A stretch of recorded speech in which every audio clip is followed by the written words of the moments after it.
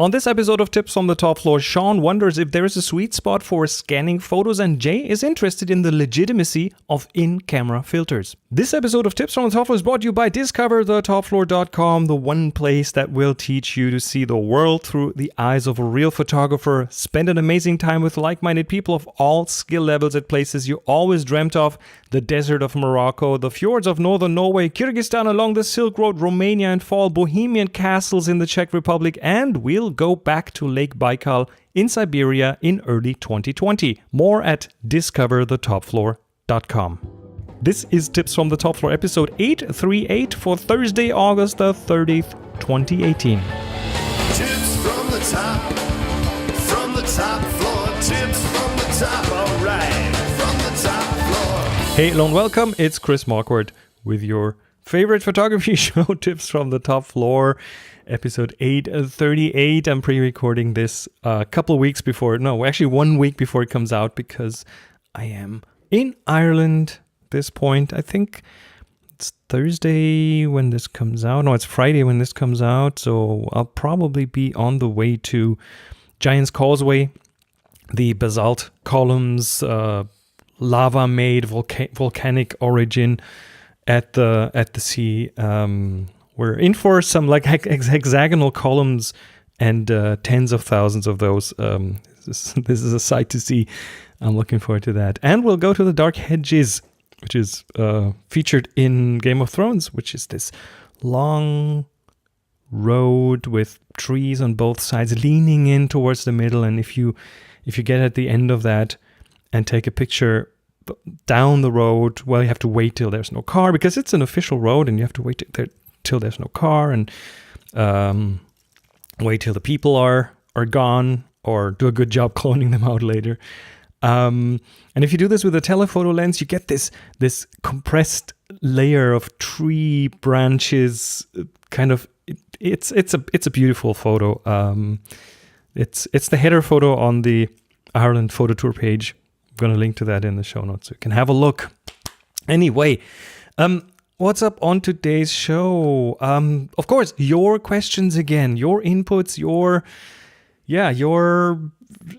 wisdom, your anecdotes. Love when you send in stuff. And the first one who has sent something in is Sean. Hi, Chris. This is Sean from Philadelphia, Pennsylvania. I have a question about scanning 35mm. I'm getting back into, using film again. And when I send it off to get developed to a lab, there's all the different tiers you can do when you get it scanned. So my question is, what's the sweet spot? What are the pros and cons? Is it worth the extra expense to get the higher resolution scans? Thank you very much. Love the show. John, thank you. What is the sweet spot for scanning when someone else scans your photos? That's a tough nut to crack, because there are lots of parameters when scanning. There's of course the resolution, kind of the most prominent one, DPI. How many pixels per inch does the scan include? And especially with smaller formats like 35mm, that's really important. We're talking 4,000 dots per inch, or 6,000 or 9,000. Scanners come in different sizes, and they do different things there. Typically higher is better, right? But then the file sizes grow as well. So the sweet spot in the scanning resolution might mean you need to get some more hard drive space, unless they compress it. But then it's a matter of what kind of compression is there. When I scan, I usually scan to TIFF, and it's uncompressed, which means that a scan can have many megabytes, way more than any JPEG would have.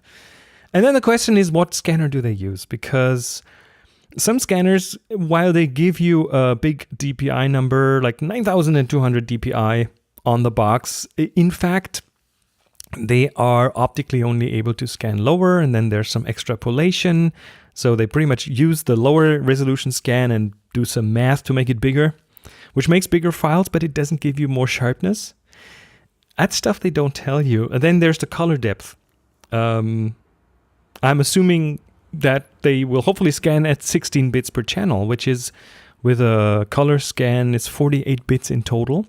But you have to verify that. Do they only scan 8 bits? Do they maybe to save on space, but that will also save on the channel's ability to resolve not size but different levels of brightness. And then there are also automatisms in the scanning software. There's, for example, most scanners have some dust removal, scratch removal, which often goes by the name ICE, which is pretty much a second pass in the scanning, but not lit from behind, but from the top with an infrared light, which takes kind of twice as long because it doubles the scanning time. So labs might not want to do that for cost reasons because they will then take more time. There's digital dust removal, which is not the ICE, it's software-based. It smooths the photo, but it changes it also. And then there's another sort of grain removal there, which is, again, software-based, and it's a smoothing of the film structure. But then if I think of the beautiful grain of a Kodak Tri-X film, why would I have the grain removed? I'm shooting this because I love the grain. So, yeah, and then there's sharpening, which is not really sharpening. It's an artificial contrast edge enhancement. It doesn't add any real sharpness. It adds fake sharpness, which you can do much better in Lightroom. And has many parameters like the strength and the radius and the threshold. So the several problems with that. The lab usually hides all of that complexity behind a pull down on their website where you choose one parameter and that's the resolution, right? You cannot choose the other stuff typically. So you don't have a real handle on what they will do with the film. Second problem, you don't know what scanners they use, so you don't really have a way of finding out what resolution is realistic. With one lab, you might say, okay, I want this at 6000 dpi, and their scanner might be happy to do exactly that and give you very, very detailed photos. While another lab might also offer you 6000 dpi, but they use a scanner that optically can only do 2000, and then the rest is just artificially inflated. And then the problem is, I assume that standard development labs that have not specialized on digitizing photos, they will try to save on time. I mean, they are under some form of economic pressure, so they'll probably try to cut corners. Which is why I scan my own stuff, because then I know exactly what I get. And when I say scanning, most of my digitizing of photos is now, as I've talked about in some of the recent episodes, is a photograph. I take my digital SLR, I have a copy stand, I have a light table under it, and I take a very high resolution picture of a negative, especially with the 35 millimeters, that yields a lot more resolution than a flatbed scanner can typically get you. So the sweet spot for scanning, there is no good answer, as you can tell. It also depends on what you need. What do you want to do with those photos later on? Are you planning to print 8x10s? Or are you planning to blow them up in poster size? Do you just want to look at them on your screen? My old photos, if I go back to my photos from the end of the 80s, which were mostly slides because those were the cheapest, and it was mostly Fuji Velvia, I think, because that was kind of the best offer. I'd say maybe 5% of those are artistically valuable. The rest is just for documentary purposes. Yeah, when I go back, I have learned a lot about photography since then. So I would probably get like high resolution scans of maybe just a handful of those, and the rest I'd be happy with just some middle of the road fully automated scan just to keep them digital. And that's what I pretty much did. So I have a lot of those photos. Yeah, just in a decent resolution to look at them on the screen, but I don't have any intentions of really printing those out, getting those in a gallery or something. They're just not good enough for that. So I hope that helps answer your question. Hi Chris, it's Philip, long-time listener from Czech Republic.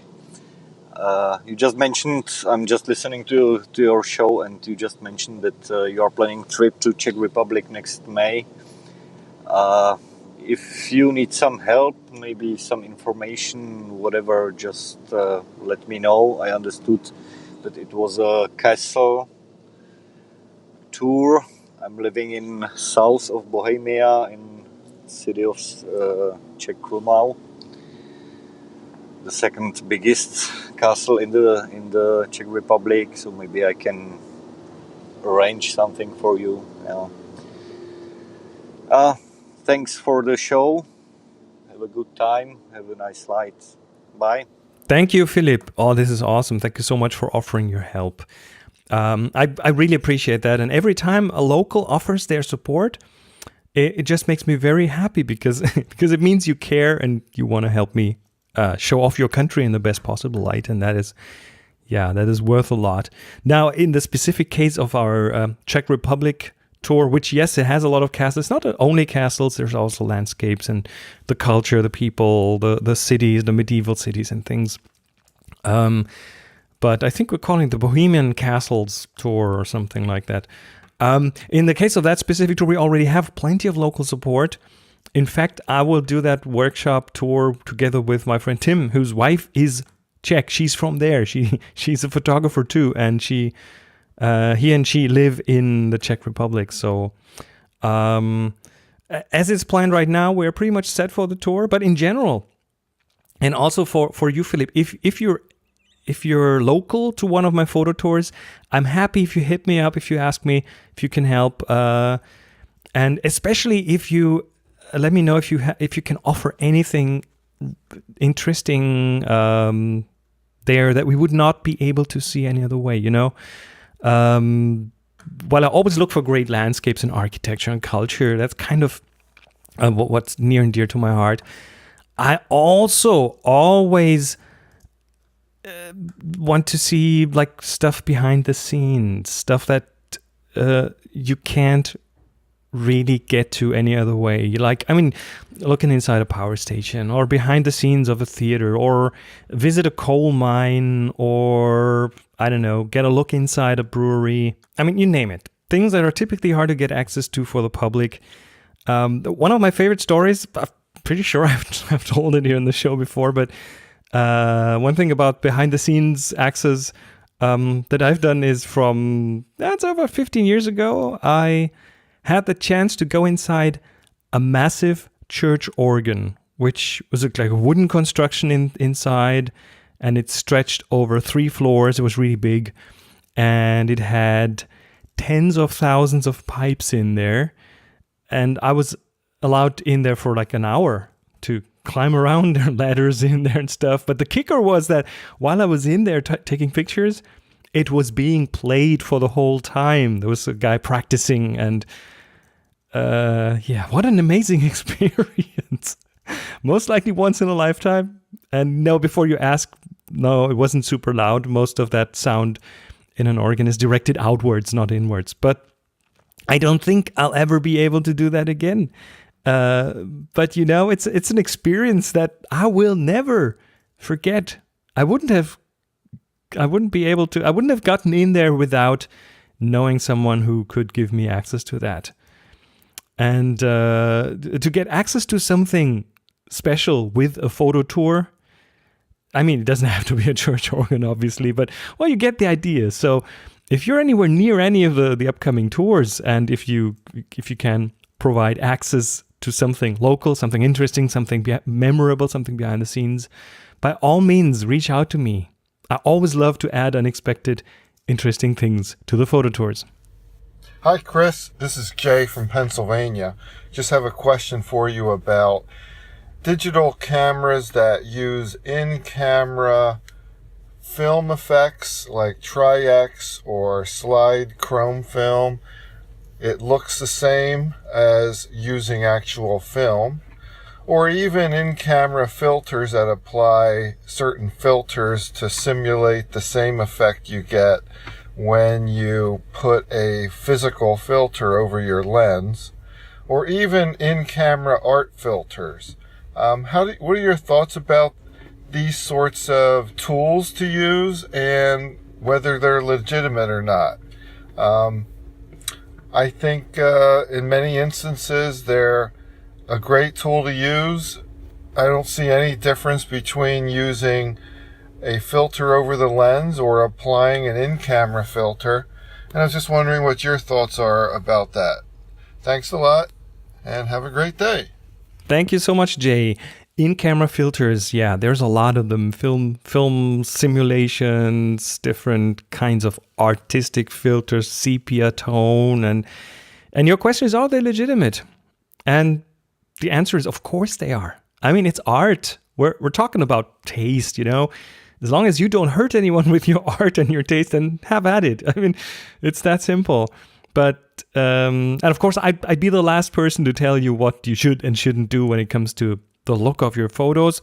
The only thing I can tell you is and show you is what works for me and how I do the photography that I do and the post-processing that I like. And of course, I can tell you stuff like I'm not a fan of over-the-top HDR photography, but well, if you want to do that, it's totally up to you. I will just not like it. Now, the in-camera filters are kind of an interesting thing because they do a really good job trying to replicate existing film looks that we might have grown up with or that have become popular again. Fuji, for example, is interesting there because they produce some iconic films still, and they make digital cameras, and that they melted that together by adding simulations of their own films into their digital cameras, like Velvia or Provia. Those are very iconic film looks. Now, my personal preference, again, is that I want to experience film photography with film and not through a simulation. And while there are many reasons for that, the two main reasons in my case are that a simulation will never be able to fully simulate the intricacies of film. There's just way too much to it. And once you've done this yourself, you understand that. But even more important, I love the process. It teaches me so much for all my other photography, including the digital photography. I have to do metering. The highlight latitude of film is amazing. The conscious decision how to expose film is something that teaches you so much. The manual focus will give me full control. There's ways to influence the grain structure and contrast of film in development. You know, that's me. I love doing that. That's my personal taste. That has nothing to do with the legitimacy of using film simulations. So if you like what you get from those, then that's all you need for it to be legitimate. And by the way, here's a tip. If you shoot RAW and JPEG, the JPEG will have the film simulation kind of baked into it, but the RAW file will not have it. So you are still free to play with the photo during editing as much as you like.